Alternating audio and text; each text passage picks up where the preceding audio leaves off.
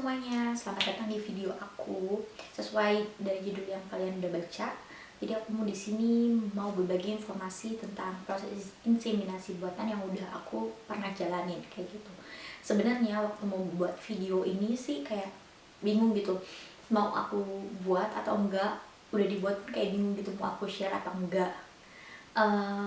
Karena satu hal dan lainnya, aku berpikir kayak mungkin masih banyak di luar sana yang nggak tahu apa sih itu inseminasi buatan kayak gitu. Terus yang kedua, kenapa kita nggak sharing hasilnya apapun itu, kenapa kita nggak sharing? Intinya niatnya untuk berbagi aja atau saling bertukar informasi kayak gitu. Makanya aku lanjutin buat video ini. Nah, mungkin beberapa dari kalian belum tahu apa sih inseminasi. Nah, buat kalian yang belum tahu atau belum terlalu paham apa sih inseminasi buatan itu, aku taruh di sebelah sini sedikit penjelasannya kayak gitu. Nah, nanti kalian akan dikasih nih buat si wanita, nanti kalian akan dikasih suntikan si pembesar sel telur, bentuknya kayak gini. Jadi buat kalian yang mau tahu apa itu gonal F atau folitropin alfa, jadi dia tuh buat penyuntik biar sel telurnya tuh gede sesuai ukuran dan banyak. Jadi itu bentuknya kayak gini. Ini yang pen ya, jadi tuh yang udah jadi gitu, kamu nggak usah ambil lagi cairannya kayak gitu, udah langsung ada di dalam. Jadi setiap hari tinggal aku nggak bisa di sini jelasin berapa kali suntikan, berapa dosis yang harus kalian suntikin, karena setiap orang, setiap dokter itu berbeda-beda. Jadi sesuai anjuran dokter yang disarankan berapa harinya, berapa dosisnya, semacam kayak gitu, itu dari badan kita sendiri dan dari dokter kita sendiri gitu. Jadi aku di sini nggak bisa menyampaikan berapanya. Yang aku sampaikan di sini adalah yang aku dianjurkan oleh dokterku kayak gitu. Saat aku menyuntikkan sendiri si suntikan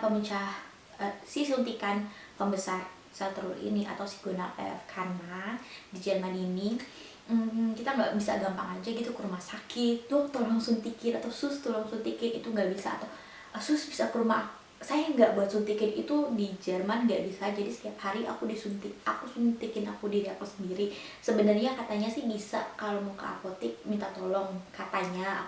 Tapi aku nggak pernah, karena di sini apotek pun tutup jam 6, sementara biasanya dianjurkan itu sekitar jam 8 atau jam 9 malam. Bahkan aku juga sempat minta kayak suamiku buat nyuntikin ini si gonal F ini ke aku, cuman dia bilang enggak, aku nggak mau nyakitin aku. Dia takut. Jadi karena nggak ada pilihan lain, jadi aku selalu menyuntikkan si suntikan gonal F ini sendiri tanpa bantuan siapapun. Nah, ini dia suntik gonal F. Jadi aku belinya itu yang bentuknya pen. Jadi udah otomatis di sini udah ada jarumnya. Jadi yang aku siapin setiap hari kapas, alkohol. Nanti untuk usap perutnya sebelum disuntikan si gonal ini ya. Yang pertama, kalian harus pastiin tangan kalian itu bersih, jadi harus dicuci. Aku udah cuci tangan, udah bersih. Ini bentuk dari modelnya pen. Jadi di sini ada keterangan 0 ya. Dibuka, kalian mesti pakai jarum baru setiap harinya. Makanya kenapa dalam satu box itu terdiri sampai 12 jarum suntik, karena kalian harus setiap hari ganti setiap pemakaian. Ini masih kesegel,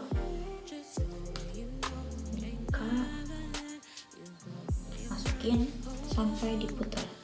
Kalau yang pen ini menurut aku lebih enak banget, lebih mudah, lebih enak. Nah, kalau udah, ini masih ada tutupnya lagi ya. Dicoba dulu sedikit sampai keluar.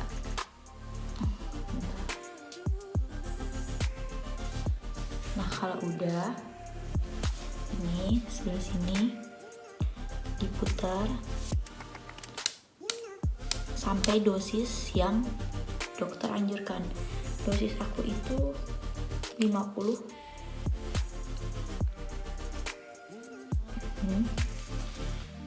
Sedikit dicoba, keluar airnya, keluar cairannya. Itu tandanya nggak mampet ya. Terus, tapi ini terserah kalian ya, kalian mau basuh pakai alkohol atau enggak. Tapi aku biasanya selalu dibasuh pakai alkohol. Caranya adalah disuntikan. Kalau kemarin aku udah suntik di sebelah kiri, jadi hari pertama itu aku suntik sebelah kanan, kemarin aku suntik di sebelah kiri, dan sekarang aku suntik lagi di sebelah kanan. Kalau udah, disimpan di tempat yang dingin seperti di kulkas.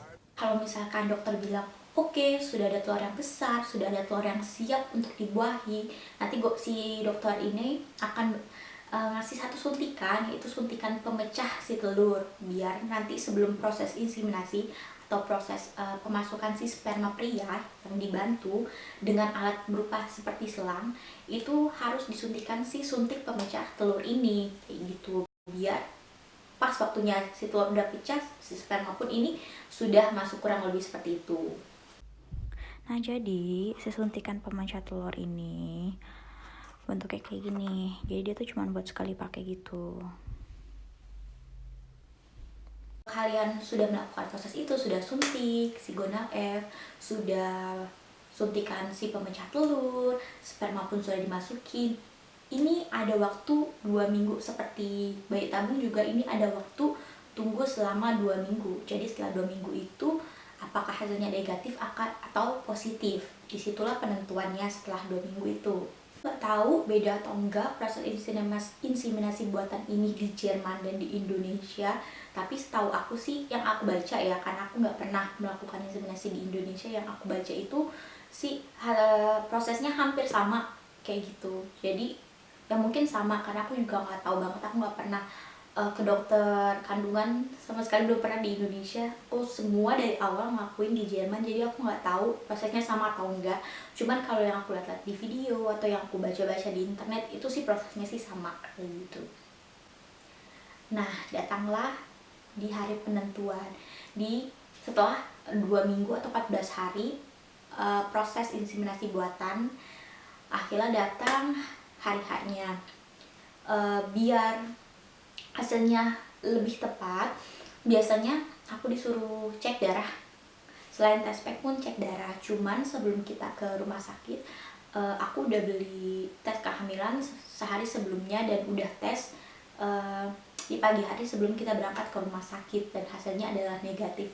Cuman masih ada kayak, pastilah masih ada kayak rasa mungkin salah, karena kebanyakan si suntikan hormon ini mungkin hasilnya salah. Jadi walaupun saat itu hasilnya negatif, aku masih ada rasa apa ya, masih ada rasa kayak berharapnya gitu, kalau ini si tes pack ini salah, nanti hasil tes darahnya yang paling akurat gitu. Jadi sekitar jam 11 atau jam 10 aku ke rumah sakit atau aku ke klinik buat pengambilan darah. Nanti hasilnya bisa ditelepon jam 2 siang. Setelah aku cek darah, aku tunggu hasilnya, dan ternyata hasilnya negatif atau aku tidak hamil. Kalau ditanya gimana perasaannya setelah tahu hasilnya, sedih sih, pasti sedih.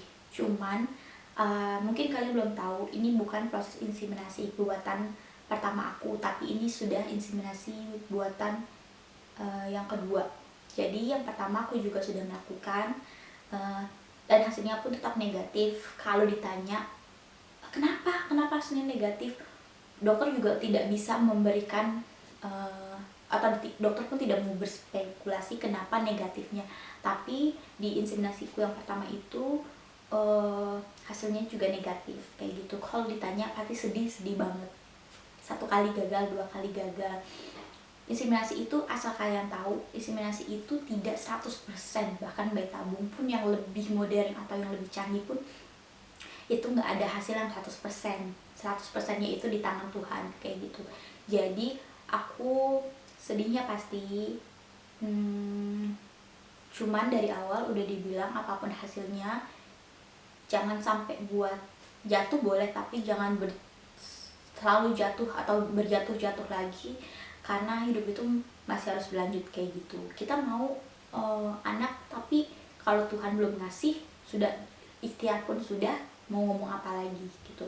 Ibaratnya anak itu bukan kayak suatu barang yang kamu bisa, oh gue mau mobil apa Ferrari, oke, gue nabung sekian, gue kerja keras sekian tahun, nabung, gue nggak beli apa-apa, kalau dihitung-hitung nih misalkan oke, dalam 20 tahun gue bakal punya Ferrari. Anak itu nggak bisa kayak gitu. Jadi di atas harapan kita masih ada lagi rencananya Tuhan yang paling bagus gitu sih. Makanya kenapa di awal video aku pernah bilang, tadi aku bilang aku sempat bingung gitu mau share video video aku ini atau enggak. Tapi kayak buat bantu orang, mungkin ada kalian yang belum tahu gimana proses inseminasi. Aku tuh mau ngasih tahu di sini, selain kalian yang berpikir bayi tabung yang mahal itu, kalian mungkin bisa coba inseminasi yang lebih murah. Mungkin inseminasi ini nggak cocok di aku, siapa tahu rezeki di kalian. Kalian tuh nggak harus berbayar beratus-ratus juta, berpuluh-puluhan juta. Ada kok program hamil yang lebih murah yang mungkin kalian bisa coba sebelum langsung ke bayi tabung. Tapi kalau kalian punya uang dan mau langsung ke bayi tabung, why not? Kenapa enggak? Itu pilihan kalian. Cuma di sini aku cuma mau ngasih informasi aja. Oh ternyata selain bayi tabung ada lagi promil-promil sebelum itu yang lebih murah, yang mungkin kalian bisa jangkau harganya kayak gitu sih. Nah, buat kalian yang mau ngasih tips atau pernah juga inseminasi, berhasil, gagal, atau yang lain-lainnya, kalian bisa tulis di kolom komen. Kita bisa sharing bareng-bareng. Mungkin ada pertanyaan juga, kalau bisa aku jawab, aku jawab. Aku memang bukan seorang dokter, tapi dari program hamil ini aku banyak ngebaca, aku banyak belajar. Mungkin sedikit banyaknya aku bisa jawab atau bisa ngasih tahu apa yang aku tahu gitu. Jadi sharing is caring. Bagi kalian yang mau ngasih saran atau bertanya, silahkan tulis di kolom komentar. Terima kasih dan sampai jumpa di video aku selanjutnya. Bye bye.